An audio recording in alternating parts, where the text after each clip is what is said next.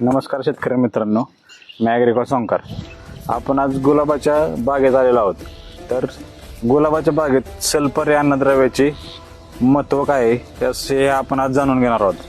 तर सल्फर हे गुलाबाच्या पिकात आपल्याला काय उपयोगाचं आहे? तर सल्फर हे किडींपासून, रोगांपासून किंवा एक खत म्हणून हे काम करतं, एक बुरशीनाशक म्हणून हे काम करतं. तर हे काय करतं, सल्फर मातीची सुपीकता वाढवतं, मातीतला pH तो मेंटेन करतो, मुळांची संख्या वाढवतं, मुळं जे सुप्तावस्थेत असतात त्यांना चालू ठेवायचं काम हे सल्फर करतं. तर परत ते क्लोरोफिल पिकातील वाढवायचं काम करतं. सल्फर हे इतकं महत्त्वाचं आहे गुलाब पिकासाठी की गुलाबाचा जो लाल कलर आहे त्याला गडद लाल करण्यासाठी याचा उपयोग होतो. किपिंग क्वालिटी असेल गुलाबाची ती ठेवण्याचं काम करतं.